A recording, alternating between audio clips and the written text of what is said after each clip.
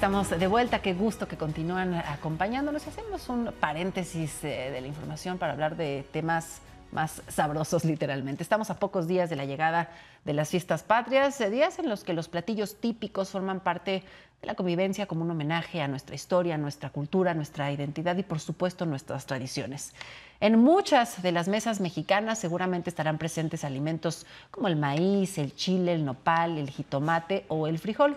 Bueno, pues hoy les invitamos a hacer un recorrido de la importancia y el valor de los alimentos de México al mundo. Precisamente para hablar de ello, esta noche hablamos del libro México en la Mesa, 10 alimentos que conquistaron el mundo, y agradecemos que nos acompañen Marta Elena García y Guillermo Bermúdez, autores de este fantástico texto que nos ofrece un recorrido histórico por los elementos de la gastronomía mexicana. ¿Cómo están? Muy buenas noches. Gracias por su tiempo para la audiencia de Unife. Pues una lectura muy oportuna a propósito de las fiestas patrias, para que cuando nos sentemos a la mesa el lunes o el martes hagamos una reflexión sobre la importancia y el impacto que ha tenido nuestra gastronomía y sus elementos que han dado identidad, sus elementos emblemáticos al mundo.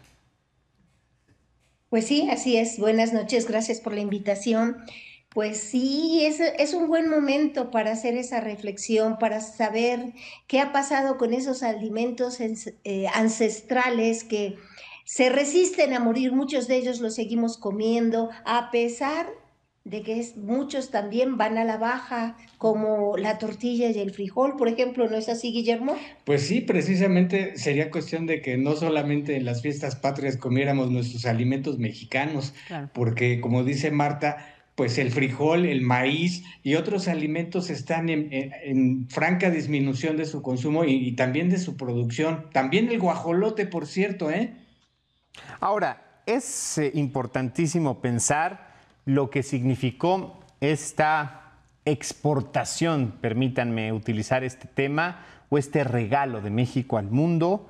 ¿Qué sería del Día de Acción de Gracias sin el pavo, sin el guajolote? ¿Qué sería, por ejemplo, de la cocina italiana sin una pasta sin calabacita o zucchini, dirían ellos? ¿Qué pasaría con el chocolate belga, o no existiría el chocolate belga si no hubiéramos permitido que se llevaran de estos territorios el cacao? Y así podemos hacer un listado de mil platillos en todas las cocinas, y resulta que pues es una herencia de México para el mundo. Sí, realmente me gustó mucho lo que dijiste al último, que se llevaron, no los regalamos. Recuerden que fue una conquista.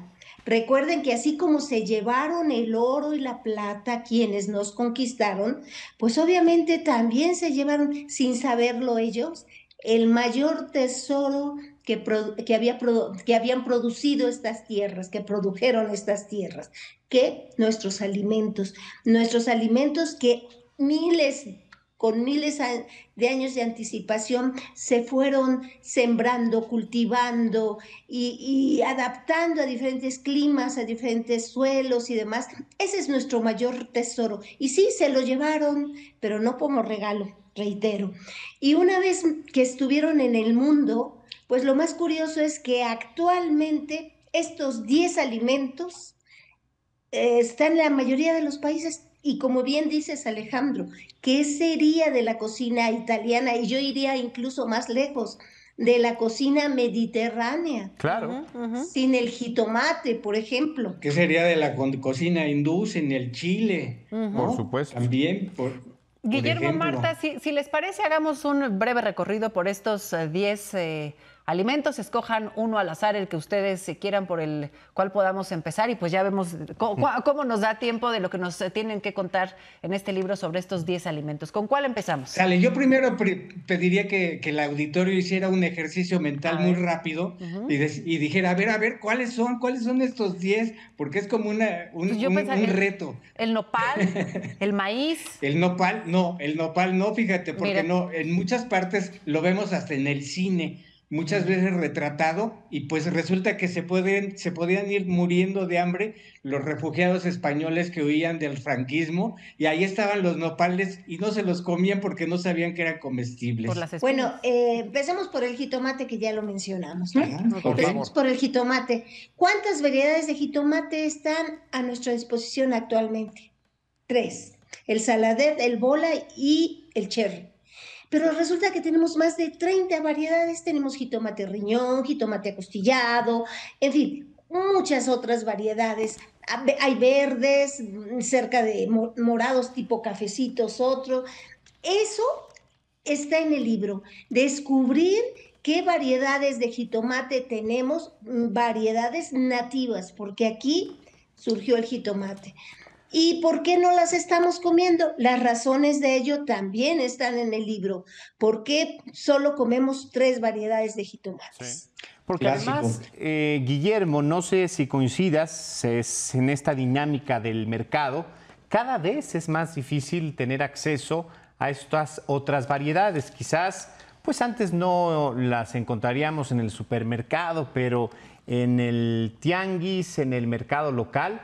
Ahora, inclusive, ya ni siquiera en el mercado de Jamaica, por ejemplo, aquí en la Ciudad de México, está esta variedad, está esta capacidad, y se ha ido haciendo, pues, o se ha ido conformando un mercado esnovista, en donde los productores se los dan a ciertos distribuidores y quizás grandes chefs, quizás grandes restaurantes fácilmente acceden a variedades de setas, de jitomates y de otros alimentos, pero el común de la gente deja de verlos, deja de conocerlos y por tanto pierde la tradición. Ese es uno de los grandes retos, fíjate, que en el mundo, curiosamente, después de ser muchos años despreciada la comida mexicana, actualmente está en un auge en Estados Unidos y en Europa.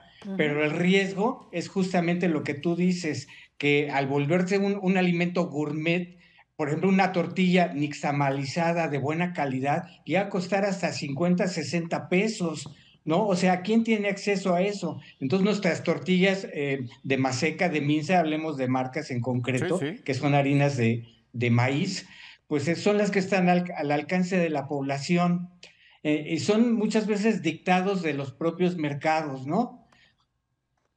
Otro alimento del que quieran platicarnos. Pues, ¿qué les parece la vainilla? A ver. ¿Ustedes creen que la vainilla? Sí, dijo, a ver. ¿Ustedes creen Sí. que nosotros consumimos, la mayoría de la población consume vainilla? Para nada.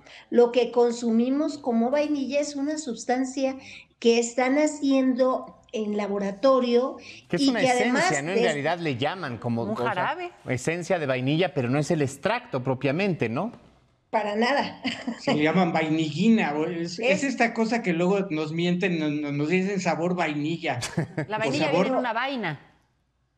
Exactamente, pero sí, hay extracto de vainilla natural, sí se procesa, sí se extrae, y es una de las más caras en el pero mundo. es tan cara como el azafrán. Ok. Entonces a nosotros realmente, por desgracia, lo que nos llega son estos sustitutos, ¿no? Que son, pues, se producen en el laboratorio, pero que además muchos de ellos están asociados, esas sustancias que se utilizan para crearlos, están asociados con sustancias cancerígenas. Qué horror. Exacto. Luego el cacao, tenemos el cacao también, y esa también, nosotros contamos esta historia de los alimentos como si fueran personajes. Y entonces uno de los grandes enemigos, digamos, que ha tenido el cacao, pues es la industria alimentaria, que muchas veces lo retaca de soya, de azúcar. Los chocolates que normalmente consigue la gente, pues son chocolates de muy baja calidad, con grandes porcentajes,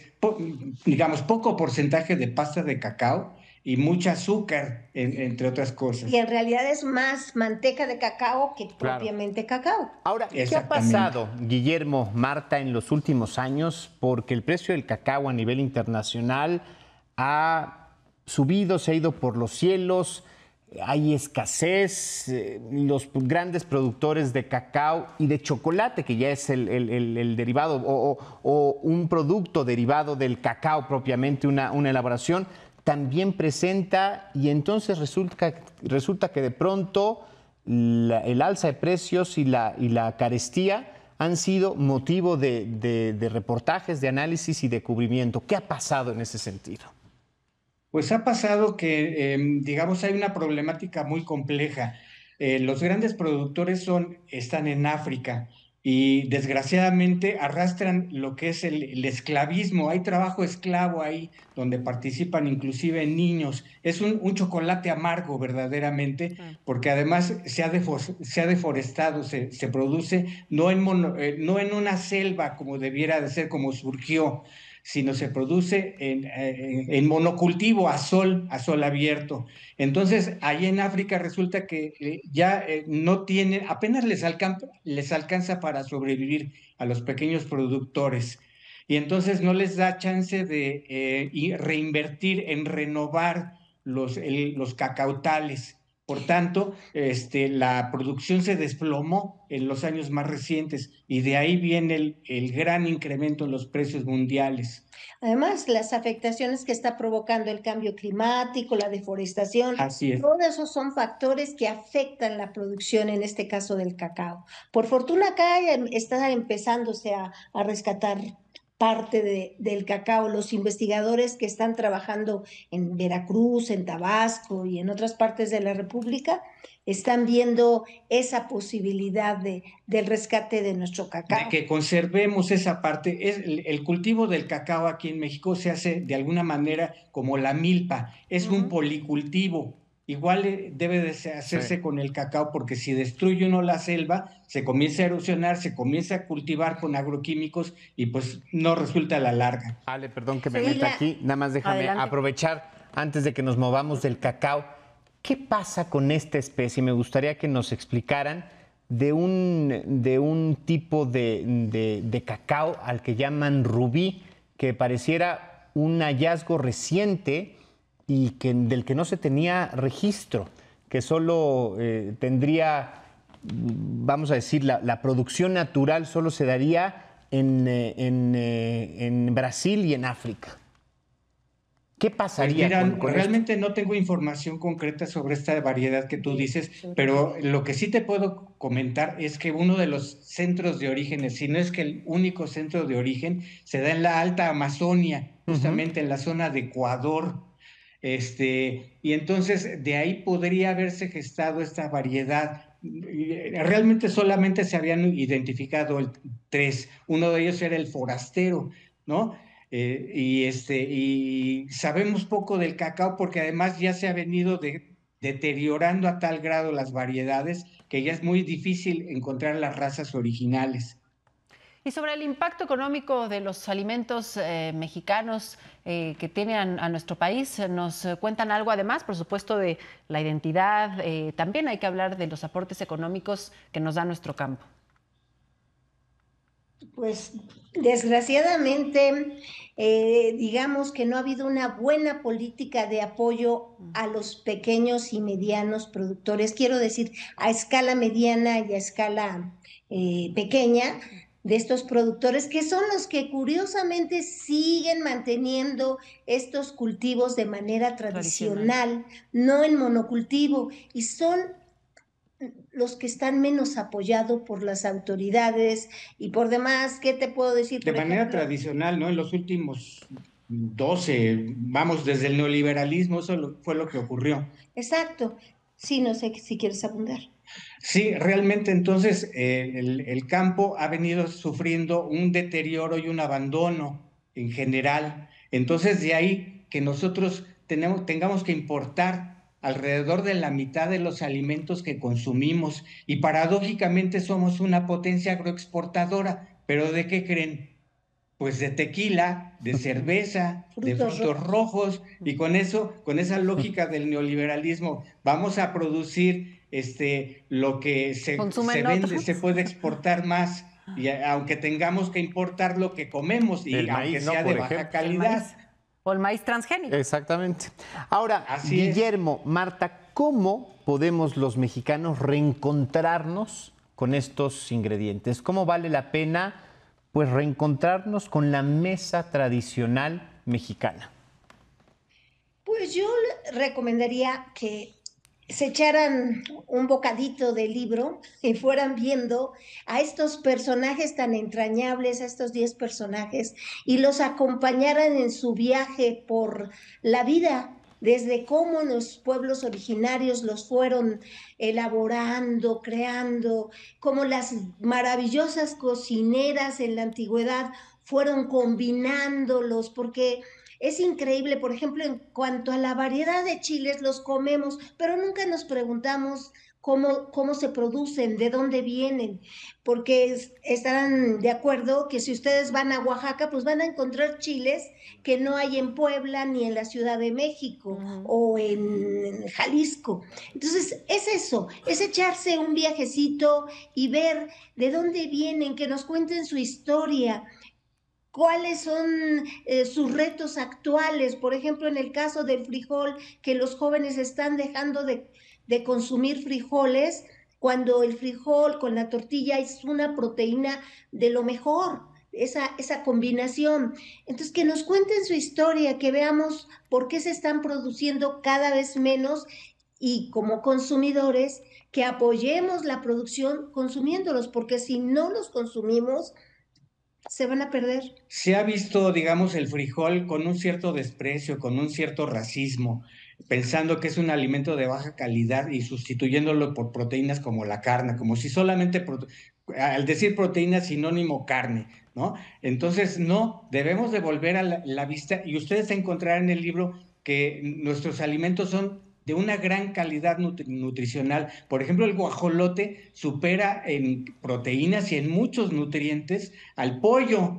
Y hemos dejado de comer pavo, mejor dicho, guajolote, y solamente consumimos ahora sí que jamón de pavo, que a veces tiene soya. Un embutido. ¿No? Entonces es lamentable. Decimos en el libro, y una de las conclusiones es que debemos de comer nuestra biodiversidad con memoria histórica e identidad. O la papaya, por ejemplo. Estamos en la moda del kiwi. Estamos consumiendo kiwi cuando comparados también los nutrientes de la papaya con el kiwi, lo supera la papaya. O comemos quinoa cuando tenemos amaranto. Claro.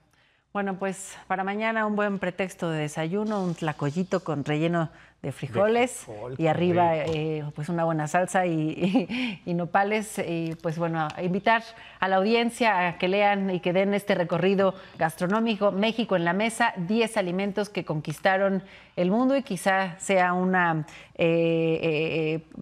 pues un aliciente para hacer algún viaje o algún recorrido de turismo gastronómico, que en México hay muchísimo, muchísimo por descubrir. Muchísimas gracias, Marta Elena García y Guillermo Bermúdez, ambos investigadores y autores de este libro, muy a propósito por las fechas.